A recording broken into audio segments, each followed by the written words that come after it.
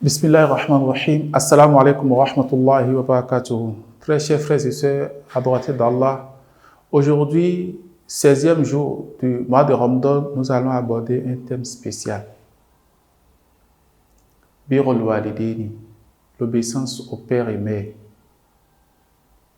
Voilà un sujet qui aujourd'hui devrait tenir à cœur tous les éducateurs. Parce qu'en effet, les enfants du jour, les enfants d'aujourd'hui ne connaissent plus la valeur d'un papa, la valeur d'une maman. Alors qu'Allah subhanahu wa ta'ala leur a accordé une place sans faille, une place de choix. En effet, dans plusieurs passages coraniques, je prends un au hasard, Allah subhanahu wa ta'ala dit « Wa'abudullaha wa la tushriku bihi shay'an » et adorer Allah, ne lui associer rien. Directement après l'adoration d'Allah, le décret divin, c'est d'être bienfaisant envers les pères et mères.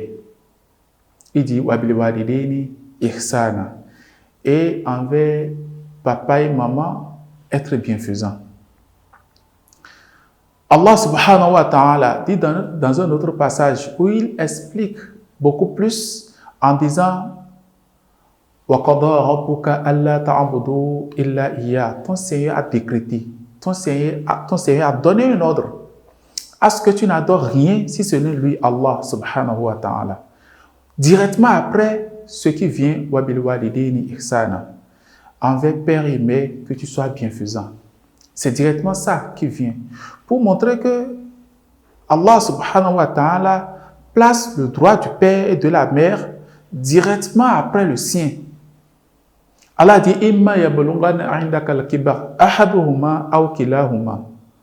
Il se peut que, alors que tu es encore vivant, qu'ils atteignent l'âge adulte, que tu sois encore là. Que ce soit l'un d'eux, le papa ou la maman, aw kilahuma, ou même les deux. Fala taqul lahuma uffin. Ne leur dis même pas ouf. Ouf, c'est le mot le plus faible de désobéissance qu'on pourrait dire. Wala tanharuhuma. Ne crie même pas sur eux. Wa qul lahuma qawlan karima. S'il adviendrait que tu veuilles leur dire quelque chose, que cela soit des paroles très honorables. Wahfid lahuma janaha dhulli min ar-rahma. Lorsqu'Allah subhanahu wa ta'ala t'accorde une miséricorde, fais attention à ne pas hausser les épaules sur eux. Mon frère, la place du père et de la mère n'a pas d'équivalence. C'est pour cela, ça fait même partie des grands péchés que de désobéir au papa ou à la maman. Le prophète sallallahu alayhi wa sallam l'a dit. Lorsqu'il cite les grands péchés, il a dit al-ishraku billah, le fait d'associer à Allah, dans un hadith rapporté par l'imam Muslim. Et deuxième directement, point après, il dit uququl walidayni, désobéir au père et mère. Avant d'ajouter ala wa qawlu zur, et attention, la parole, la mauvaise parole, la mauvaise parole, la mauvaise parole. Chers frères et sœurs, analysons un peu. Lorsque Allah subhanahu wa ta'ala t'a mis dans le ventre de ta maman, est-ce que tu sais toutes les douleurs qu'elle a endurées? Allah dit, elle a enduré peine sur peine, jusqu'à ton accouchement. Jusqu'à ton accouchement. Et après l'accouchement, elle a encore enduré peine sur peine, jusqu'à ce que tu ne deviennes adolescent. Lorsque tu ne dormais pas, elle ne parvenait pas à dormir. Lorsque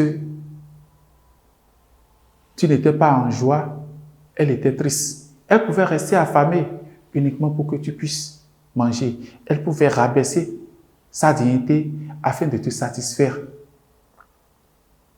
Lui, ton papa, va brasser ciel et terre, pluie et soleil, afin de t'apporter de quoi subvenir à tes besoins, de quoi te nourrir, t'habiller, t'envoyer à l'école, etc.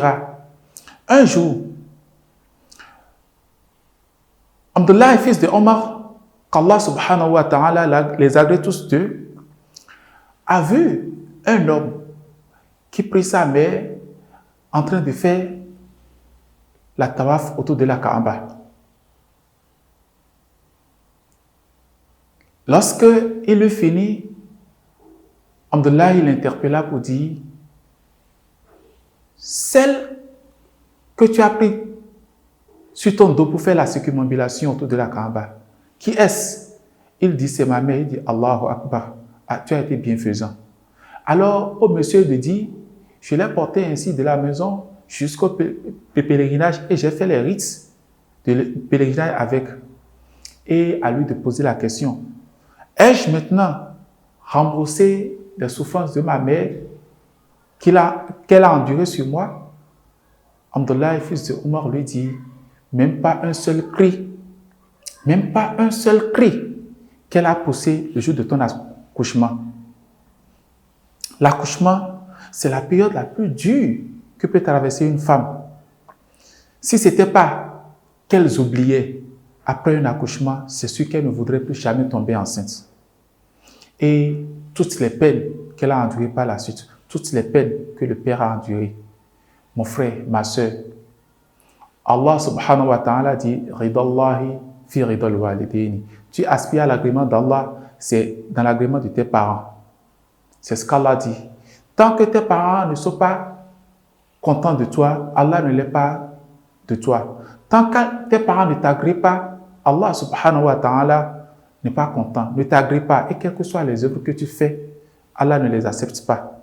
Nous prions Allah subhanahu wa ta'ala de nous faciliter l'obéissance aux parents. L'obéissance aux parents dans ce bas monde. L'obéissance aux parents lorsqu'ils ne seront plus de ce bas monde.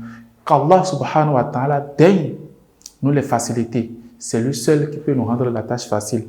Allah, nous t'implorons, fasse que nos parents aient la longévité, dans la santé, dans la prospérité, dans la gaieté, dans la piété, mais surtout qu'ils ne connaissent jamais nos tombes et que nous réussissions afin de pouvoir les mettre à l'aise, afin de pouvoir leur donner une retraite honorable.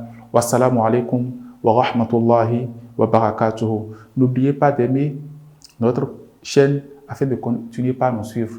Merci infiniment.